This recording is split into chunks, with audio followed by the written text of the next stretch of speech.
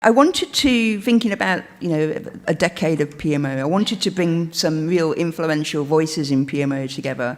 There's a little bit of the reflection in the last decade, because actually there's been so much change, and I don't think you realise until you, actually take stock and look back, and certainly we did when we were putting that video together. So we want to do that, but it's not just about reminiscing. We also really need to understand where we stand right now, because there's stuff that is really going on right now that we kind of need to get to grips with. And of course we need to pay attention to the horizon. Certainly yesterday at PMO Learn and at the Shindig last night, a lot of conversation about what PMOs are going to be looking like in the future, and it's going to be exciting stuff, perhaps even a bit scary, but that's the kind of thing that we wanted to tackle and kicking off today. So some of the questions that we want to be tackling right now are, what will the next 10 years ask of us as PMO professionals? What capabilities will rise in importance in the jobs that we're performing, and what mindsets will we need to be adopting, because there are going to be some big changes.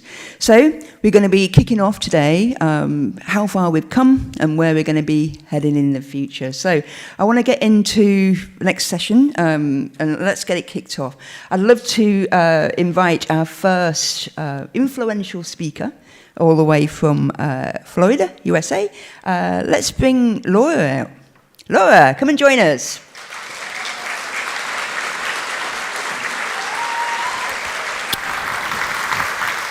Thank you. Hello, my favorite people. I love PMO people.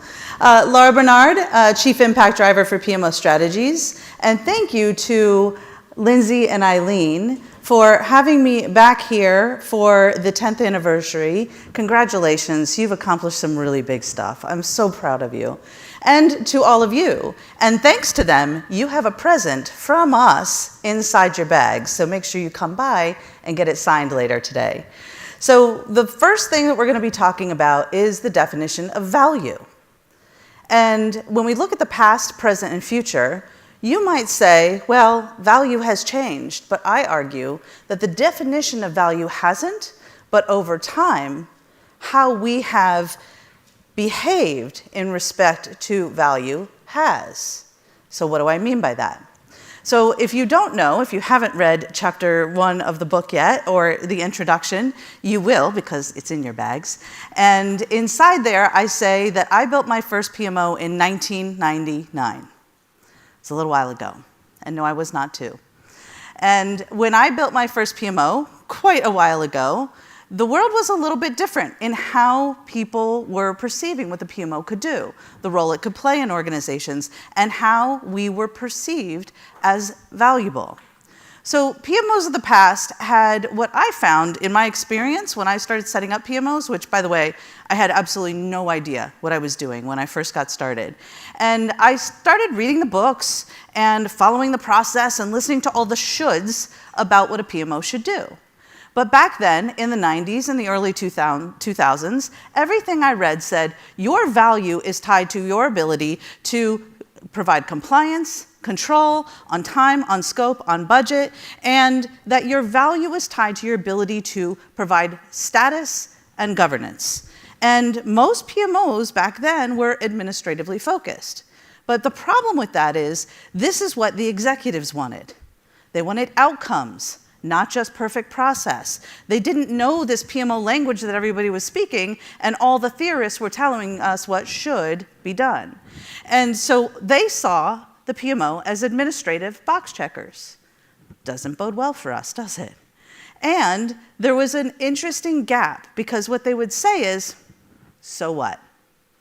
And we weren't answering the so what, except with more templates and tools and process.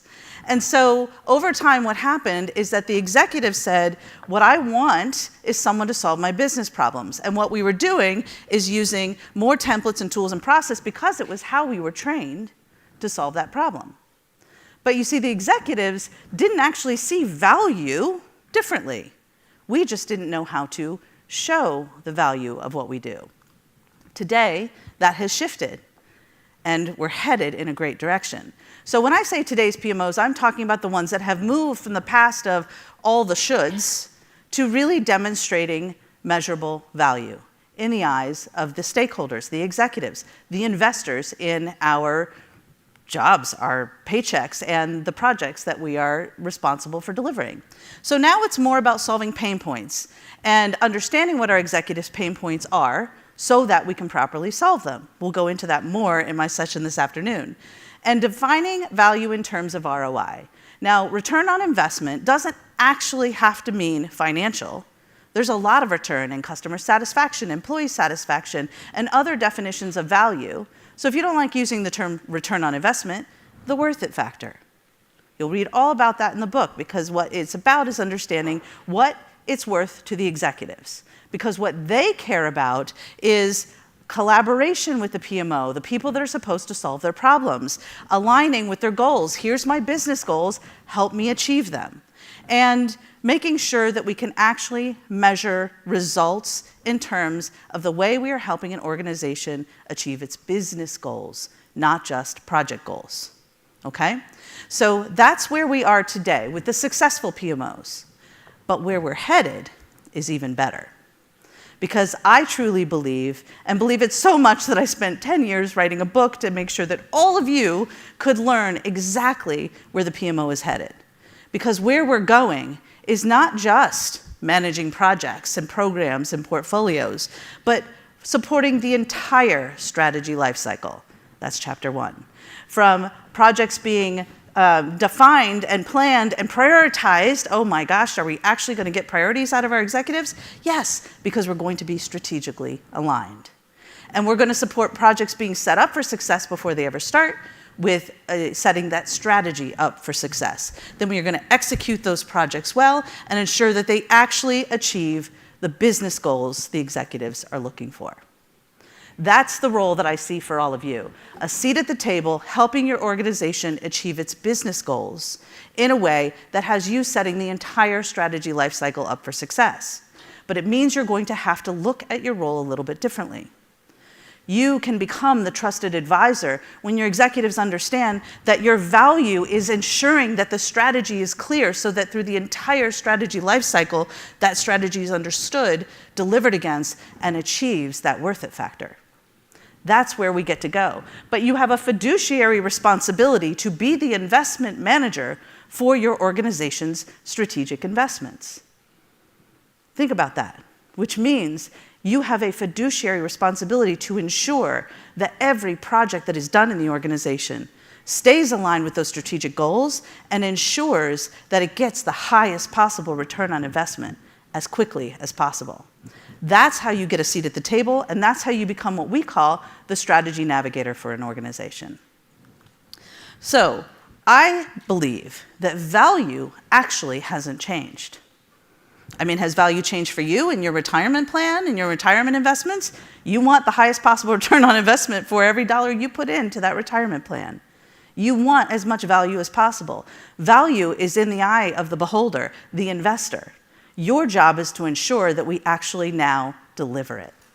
And that's what's happening with PMOs of the future, but it means we have to move from the past, which was about perfecting our outputs and our deliverables and our process, to the present, which is where we are now, delivering measurable business outcomes to where we're headed in the future, which is ensuring that PMOs are actually positioned to drive strategy, from defining it, prioritizing it, and ensuring that it is delivered through the entire strategy lifecycle, to not just when the project's done, but when the real value is measured long after that project is over.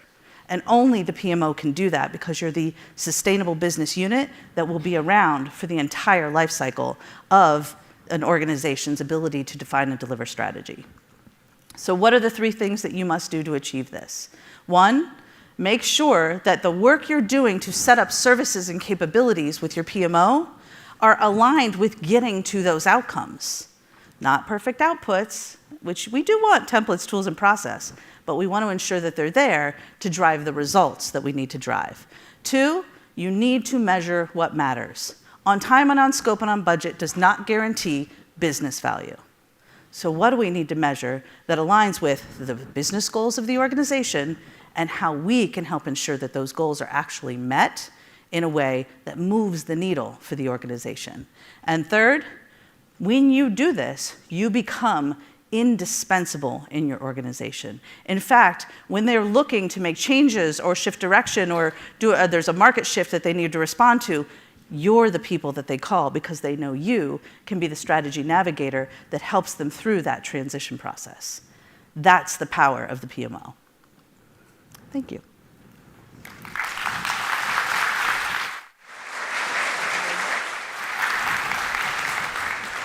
You'll see that you've got a lovely little 10th anniversary present in your bags, courtesy of this lovely lady. So please do make sure that you head over back into the hall later and get a little signature on that.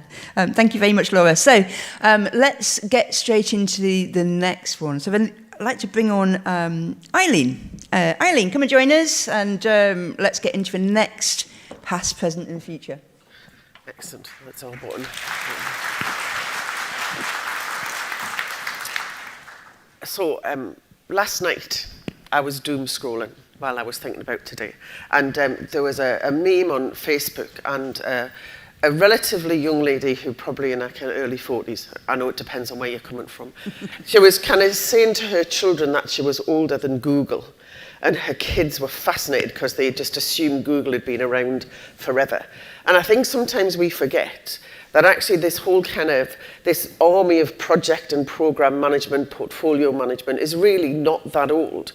I do say I did my Prince 2 qualification last century, which kind of dates me enough. But even still, that's only 25, 26 years ago, so it's not a huge amount of time. And this whole kind of concept of kind of where we are from a PMO perspective really has kind of has come in the last kind of 30, 35 years and kind of really established itself.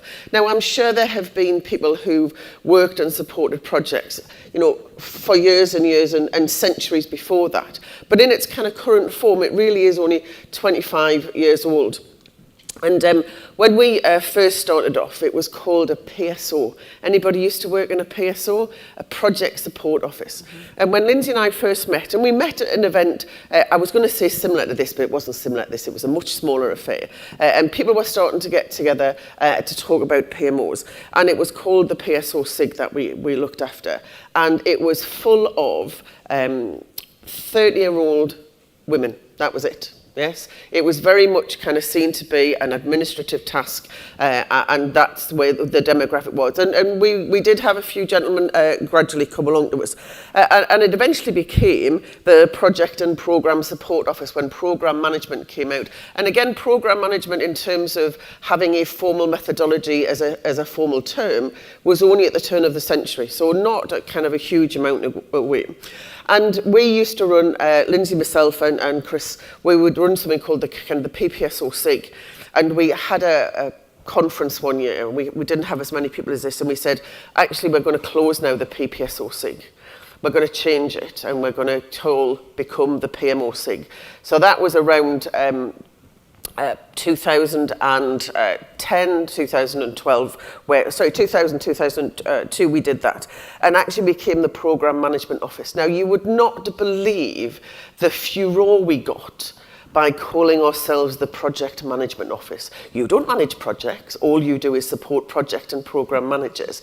And it's amazing how just the subtlety of a name can cause such emotion in an organisation. And as Laura has said, you know, we did do lots of templates and supporting processes around delivery, but it really was that person who kind of supported projects and programs.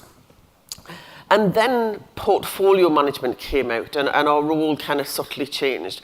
And I don't know how many people have been asked, what does your P stand for? Mm-hmm. Yes, it was the eternal question.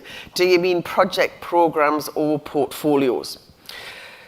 Roll on another couple of years and we get to 2009 and the first P3O manual came out, and we came up with this term P3O, and people used to refer to their structures as P3O structures, but it was really a culmination of project, program and portfolio officers. And it was really to say that actually you can be one of anything.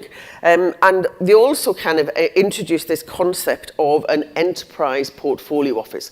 So then we started with our kind of ePMO.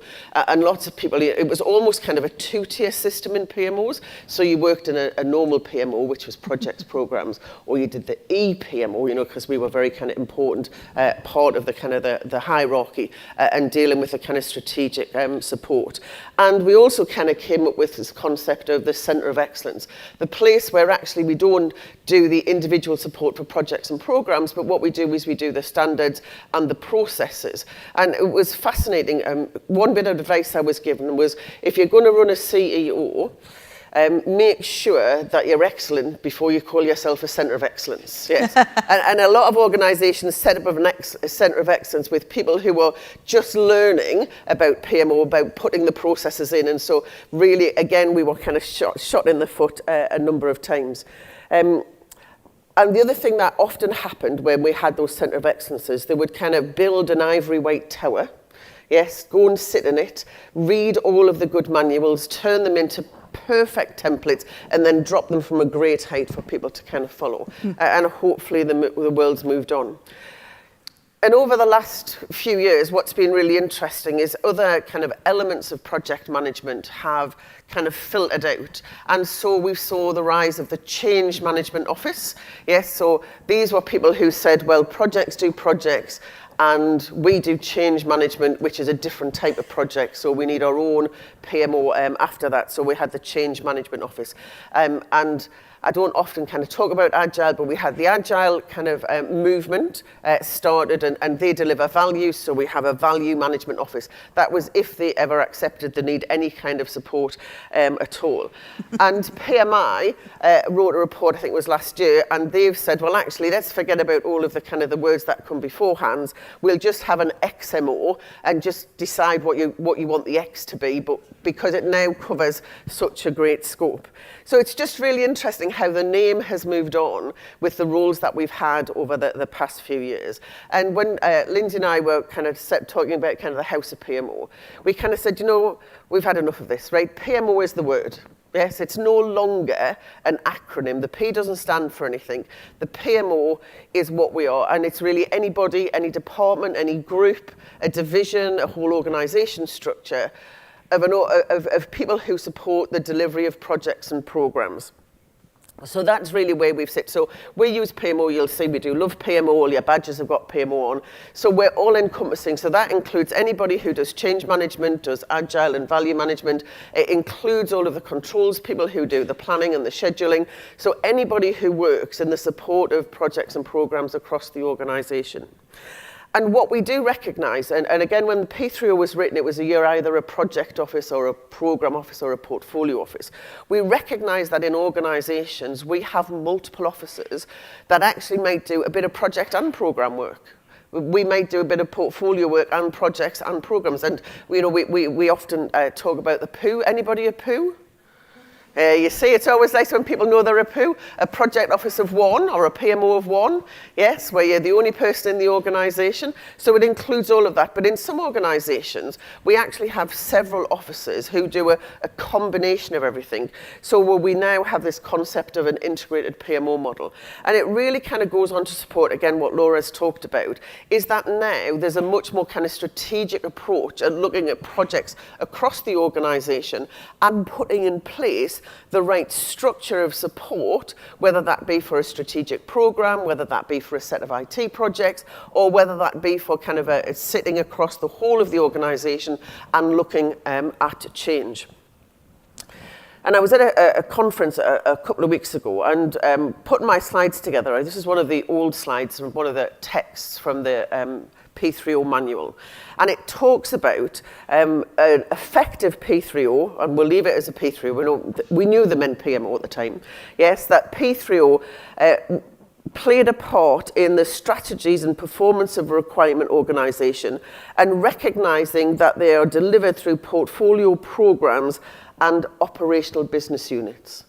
Now that was written, and I taught it for a long time. It was really interesting. So even back then, there was a recognition that actually, although we support the delivery of projects and programs and the portfolio, actually there is a bigger role for us to play in terms of helping the organisation understand their strategy and advise and guide them in terms of, well, actually, how is the best way to deliver change in the organisation? Should this be set up as a project? Should this be set up as 20 projects? Actually, is this some work that can be done at product management in the business as usual function? Yes? So actually our role as they've been defined, and I believe we're only just kind of starting to move into that. The second box there talks about how we make sure that we kind of do the reporting and checking the delivery of benefits and the strategy of the organisation.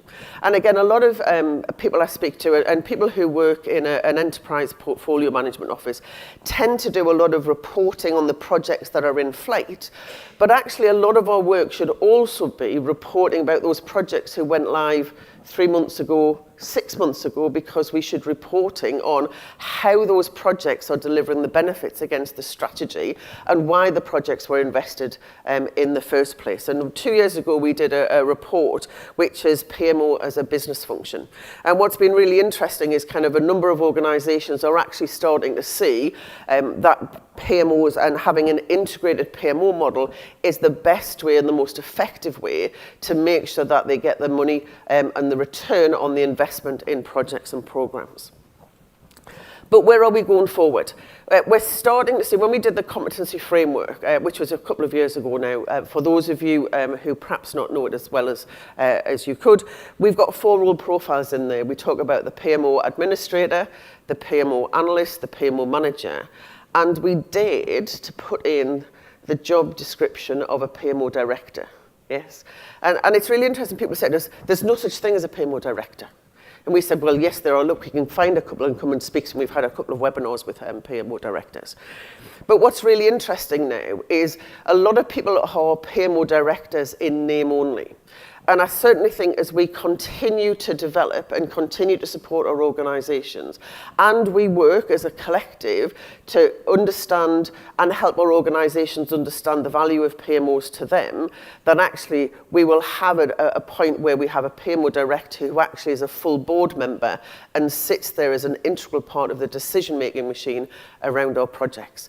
So hopefully for those of you who are starting in your careers, so I hope we have everybody from kind of administrators, analysts, managers, and PMO directors, we can look forward to a great career in PMOs going forward.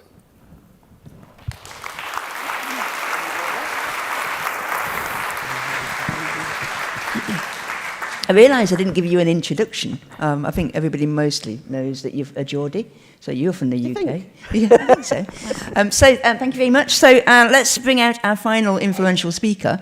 He's all the way from Brazil, probably via the US, probably via lots of different places. He seems to be here, there, and everywhere.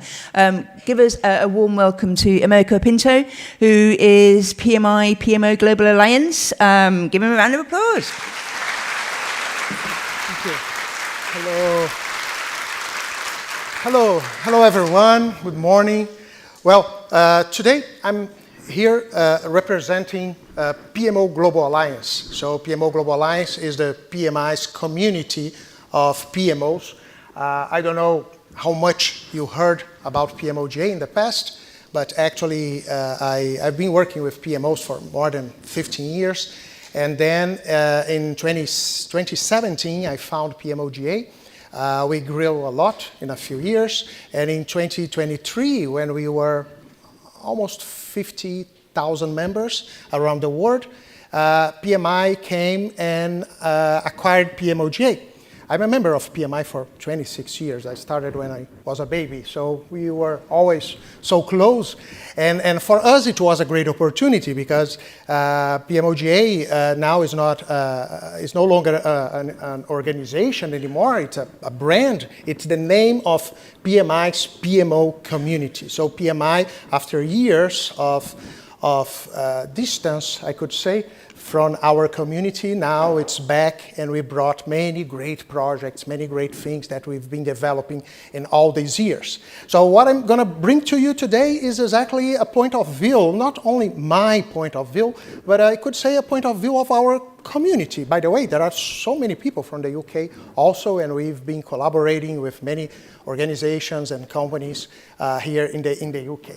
So let me tell you a little more about that. Today we will talk about two topics. I have two topics, right? A little more than you. I'm going to tell you a little about the story of the PMO profession and also the PMO community, right? So it will be very useful for you, I believe. So let's start with the profession. So our great colleagues here, they said a lot about value, about PMOs. So let me give you a little different perspective. We'll talk about people, right? About you, right? Probably all of you, or almost all of you, you are involved with PMOs. And in the past, when I say past, means like maybe 10 years ago, 15 years ago. PMO people in many organizations, they were like some different people, you know, because they were the experts. They were those people that were more mature in project management. They were those that nobody could discuss with anything, you know, could say, no, you are not saying the right thing because you are the guy, you know, you are the person that knows what you are talking about. So it means that for a long time, many PMOs survived just because nobody knows what to expect from them, right? So people just say, okay, that's what we have to do. That's what PMOs are supposed to do. We know what we are saying. And for those companies that believed that they needed a PMO, they said, okay, if you know what you are doing, right? So many of these people, many of these professionals, they were very focused on technical aspects, right? On technical stuff, processes, technology, tools, what else? Methodologies, everybody loves a methodology, right? Some kind of training, but technical training. So most of the PMO professionals, probably you remember that, maybe you were one of them, you were the king of the queen of project management in your company, and it was quite comfortable for many people.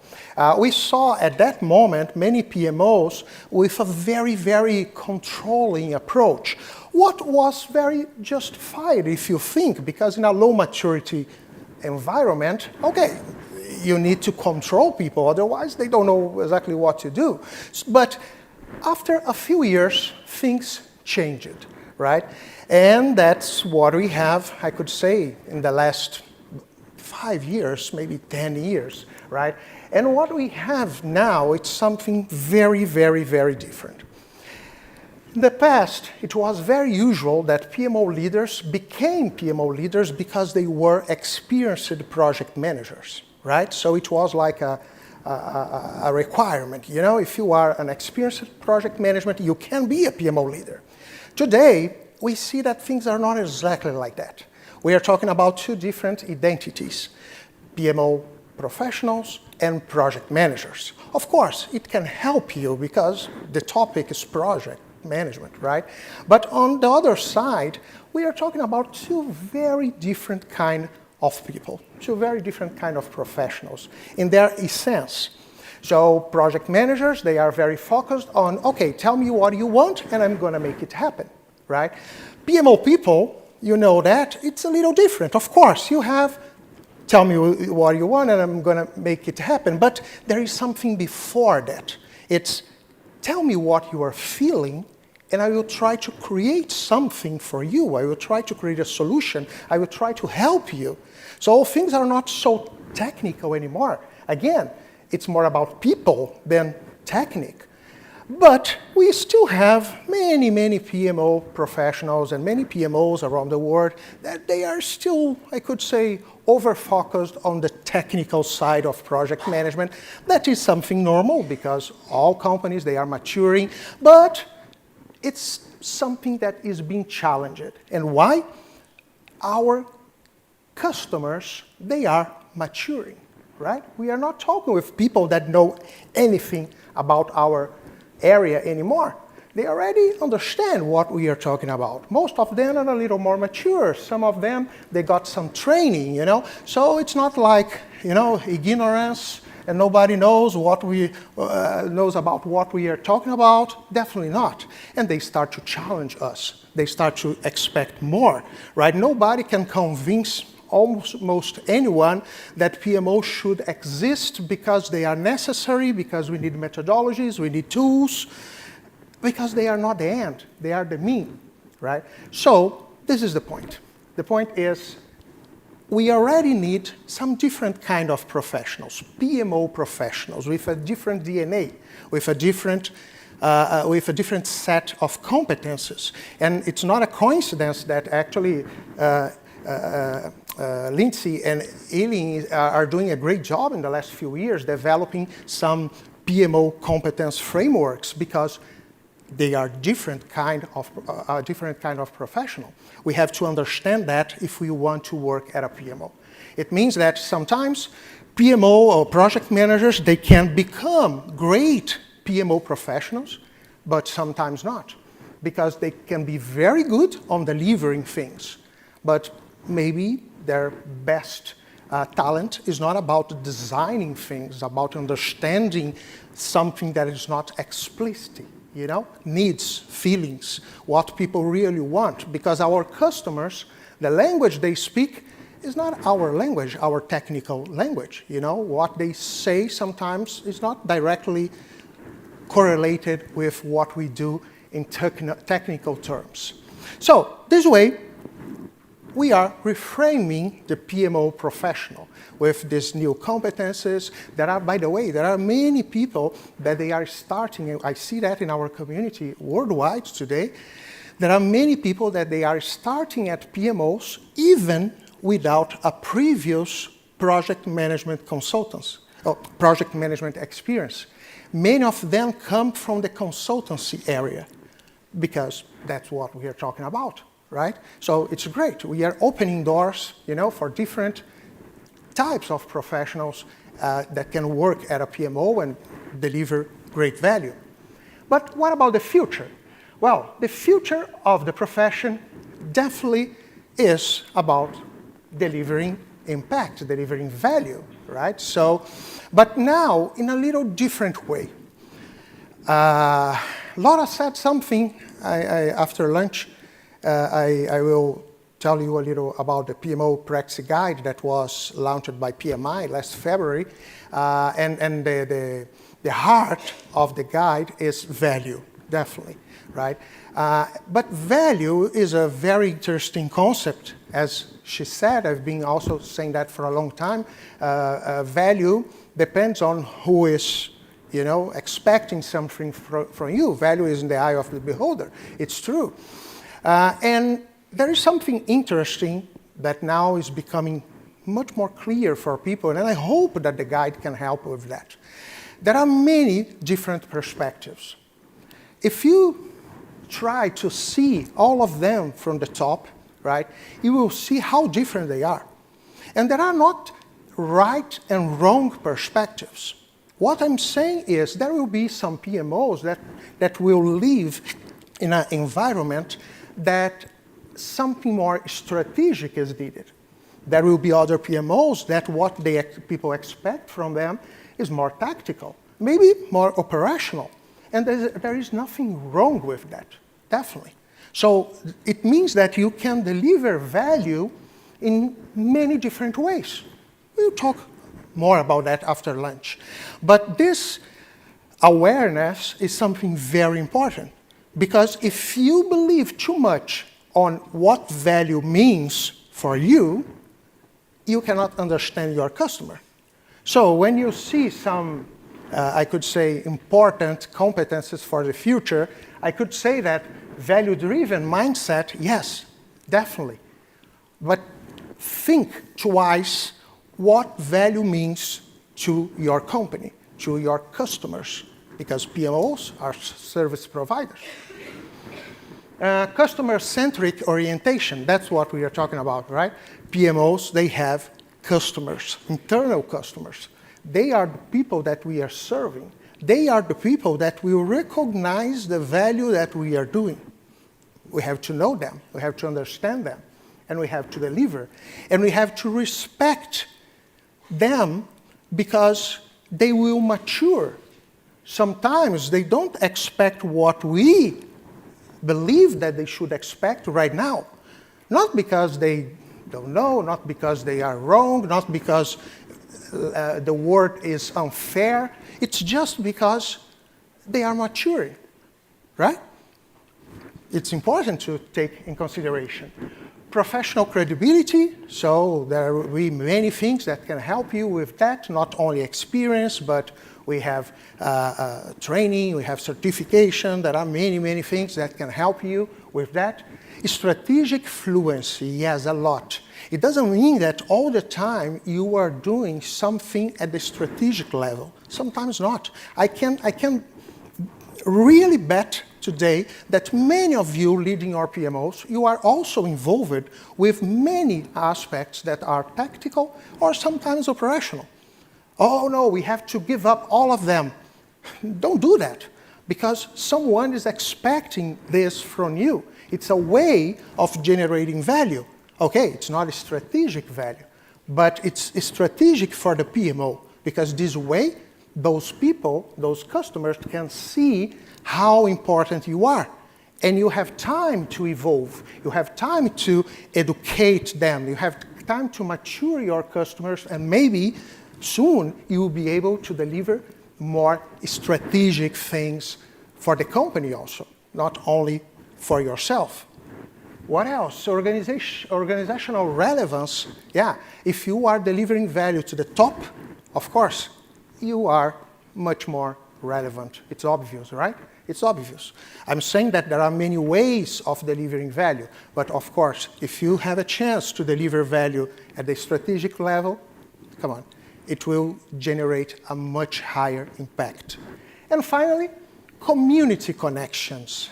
I believe in that totally. You know, it's something very, very, very important, definitely.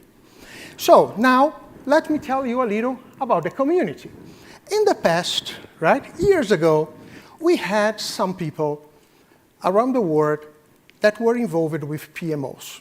And these people, because they like it, you know, because they really wanted to be surrounded of people, sometimes they were providing some kind of service or product to this kind of professional, PMO professionals. People like Eileen and Lindsay and Laura and me, right? We were some people, right, around the world, and we were trying to help people in many different ways. That's what we have like 15 years ago, okay? And many, many, many other people, PMO professionals, sometimes they didn't know that they were PMO professionals. They don't even aware about that, right? They thought, no, I'm a project manager or I'm a project professional. There was no sense of identity like what we have today. You know what I'm saying? Sense of belonging, right? So, we had many voices, but these voices were totally disconnected, right? So one-way interactions, because usually we had the experts and we were giving our knowledge and experience to the people, but the people, they don't have too much to give back to us, right? Individual perspectives, like, oh, I bought a book, I read that book, oh, that's the way. That's the way of doing PMOs, right? That's the way that you have to make your choice, you know, like, no, this one is the one that I believe on this person or in this organization, and that's the way. I forget all of them, all other options. And the PMO professional was a kind of listener, right? Just receiving all this knowledge, you know, and trying to do the best they can. Well, the present is different. We still have this, but it evolved a lot. Now, first of all, we have many other players. You know, some other players start to came up in different regions, in different countries, right? So communities of PMOs, now we have many of them. So PMO Learning became House of PMO, a true community. We have Joey Puss in the West with PMO Leader, right? We have in Indonesia the PMO group doing a great job. PMOGA also was founded in 2017. And from the work of these pioneers, right, many great communities arose and start to work with their specific audience.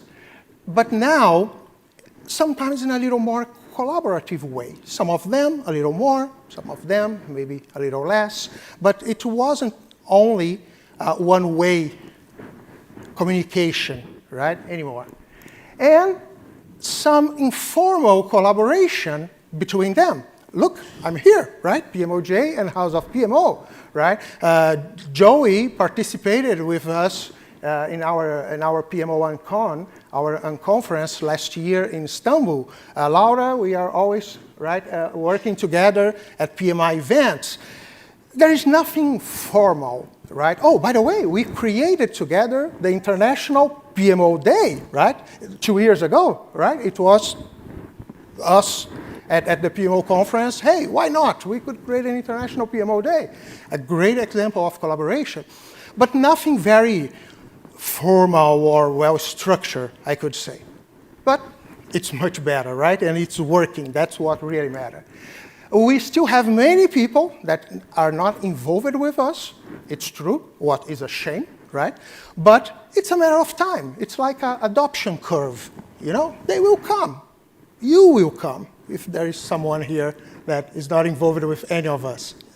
So, a growth sense of identity and belonging, the emergence of global connections, collective intelligence, fueled by shared experience, learning through collaboration, not just consuming with someone who's providing to you, but questioning and criticizing what you are receiving, right?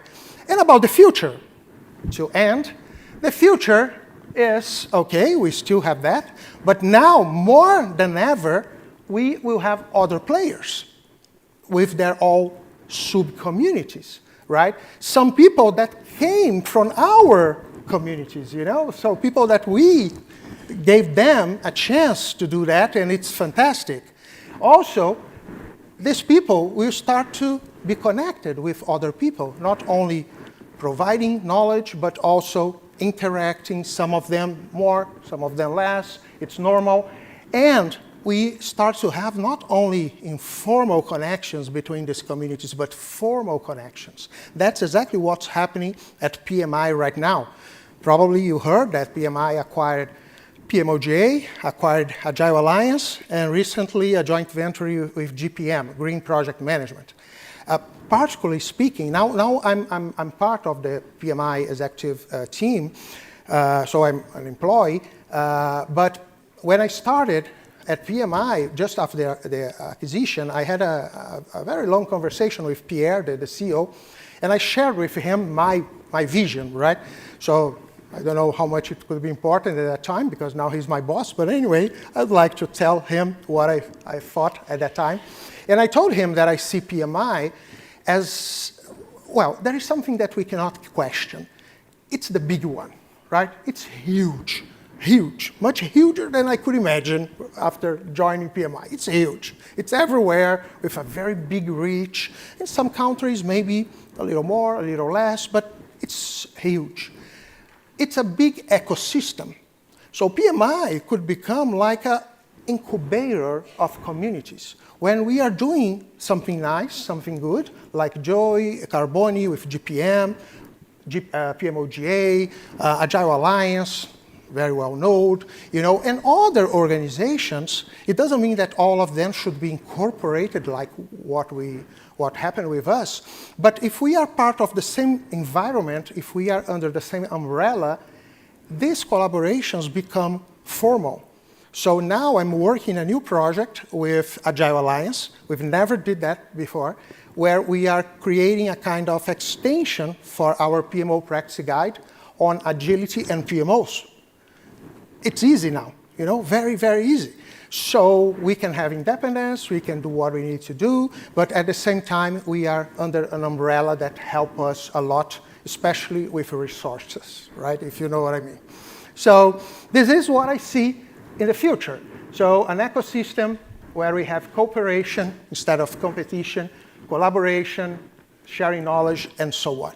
So what I have to tell you as my last message is, if you are not involved with this future yet, you have to do that, right? Because it will only strengthen your position as a PMO professional. Thank you.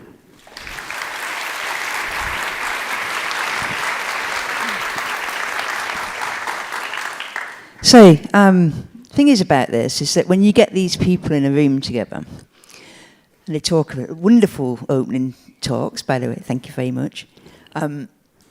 Actually, sometimes you really want to ask them a direct question on some really knotty, tricky little things that we like day to day, key challenges, as we like to say, in the PMO world. So what I just wanted to do, I've got 3 questions. I'm going to put them to all 3 of you. I want to keep it brief. That's what we like, don't we? Short, succinct, some really good takeaways. So I'm going to come back to you. This one's to you, first of all, Laura. So last decade, I'm sure you'll all agree with this, there's so many different ways of delivering change, yeah? We've got waterfall, we've got agile, we've got hybrid, we've got product, we've got DevOps, we've got lots of different stuff going on. So the PMO has had to quickly adapt, flex, to deliver this, supporting this kind of delivery. So how is a PMO doing this? How can they do it? Today, there's a real challenges today. How can we keep pace? And what does it actually mean? And what does it look like when you're supporting delivery today? So this one's an easy one. You solve the business problems at hand, and they're not always going to look the same. So what the reality that we're all facing, and there's anyone get a little scared with the whole agile movement, and now see what's happening with the agile movement, right? There's a lot of, well, you must be product, not project, and there's this big shift from project to product, and you must be this or that, or you must be all agile, or you must be all the hybrid, and it can't be. Why don't we just solve the business problems that our executives need and put common sense into common practice? So that's really what it's about, is being nimble, flexible, adaptive, and, dare I say, little a agile when it comes to just do what makes sense to solve the problems that are in front of you.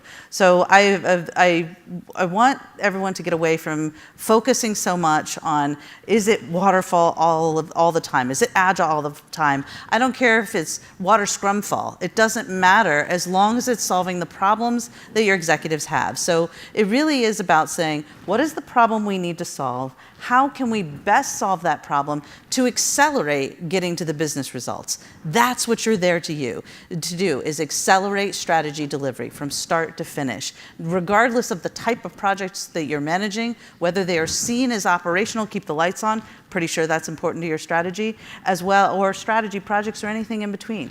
Just make sure that you're doing what makes sense to solve the problem of the moment and not let the methodology wars get in the way of actually getting to the business results your executives want you to get to. And I think as well, what we've seen over the last 5 to 10 years is a proliferation of different delivery frameworks. And it's going to continue. It's not going to stop. It's going to continue. It is absolutely going to continue. And I think one of the things that we've all talked about being kind of trusted advisors to the organisation is just make sure we're keeping abreast of those changes. Yeah. So we actually know the ways to address the business problem. And I think we need to be those people who are out there in the kind of the project management industry, understanding where those changes are, so we can help our organisations move and use the latest thinking and technology to solve those business problems. Absolutely. Great. Well, I fully agree with you. I just want to add something very, very important. There is something that we clearly identified during our research that led to the development of the PMO Practice Guide.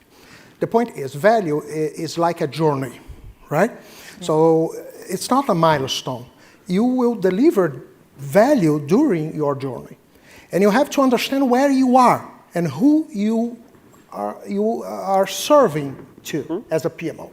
So it means that sometimes people say, oh, they don't see the value of what I'm doing, and I'm doing a great job. Yes, they don't see the value because they can't see the value. It's not because it's not valuable. It's because they can't see the value. It's like you are dealing with children. You know what I'm saying? Yeah, right? If I have a child here and an adult and say, hey, I have two options, a real Ferrari and a toy, a remote control Ferrari. The adult will say, give them the keys. The child will say, okay, they are very smart today, but this one will say, I want the toy. And you say, no, but the Ferrari is much more valuable. Take the Ferrari. No, I want a toy. You know what I'm saying? Especially when we talk about the executives, it's crazy because we believe that they know what we are talking about just because they are executives. There are no doubts that they are great in the business. Otherwise, they won't be there. But in our topic, some of them, they are children, and they will never tell you that. Never. So it means that we have to understand it and respect this journey. Sometimes we are trying to be strategic, and it's very frustrating because they don't care about that. And you say, come on, I don't know what I'm doing here. Yes, because you are in the beginning of your journey. Now, they don't care because they are children. But if we educate them, if we raise them, they will start to see what we see. You know, it takes some time. We can accelerate this process. But don't feel frustrated because it's part of the game. Value changes over time. That's how I see that. So thank you very much. And just one other topic area that I hear all the time is about maturity. Okay, maturity of the organisation, maturity of our project management, maturity of the PMO, all of this kind of stuff. Eileen, I know this is a subject that's close to your heart. What should we actually care about, be focusing on actually doing around this whole subject around maturity?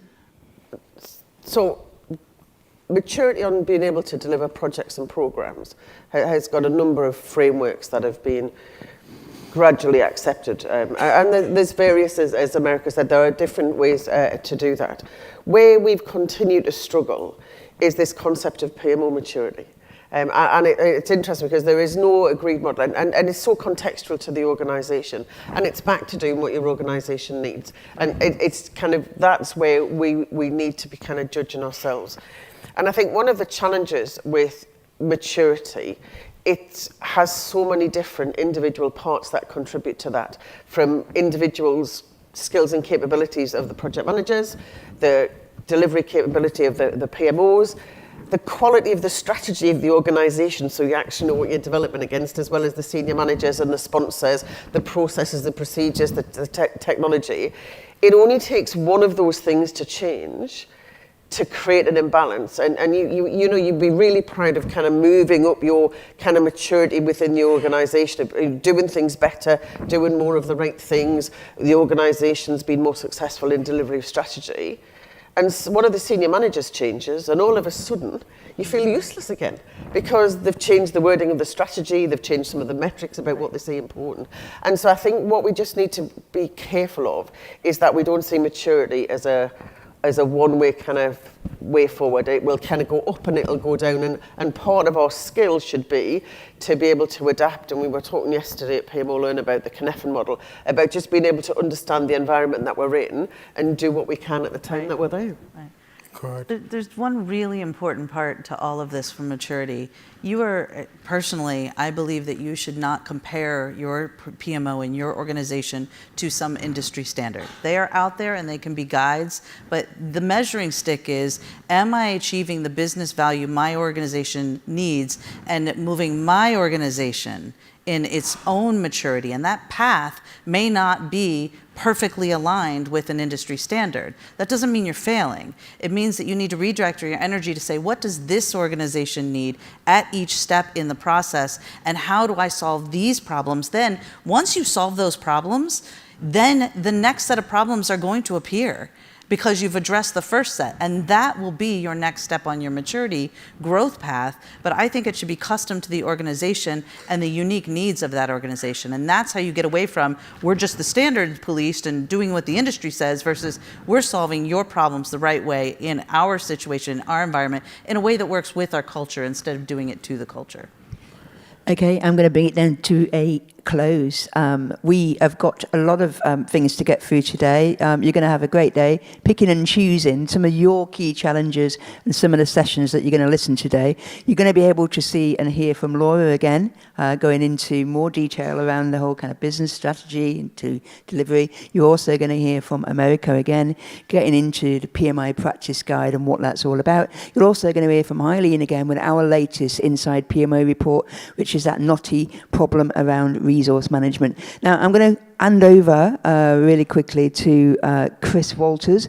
He's going to be the MC. You'll be in Chris's capable hands for the rest of the day. Chris, do you want to make your way upstage? But I'd just like to say thank you very much for these three guys to get us set for the day. And let's have a look at how we're going to sort out these challenges, these problems. Give them a round of applause. Thank you.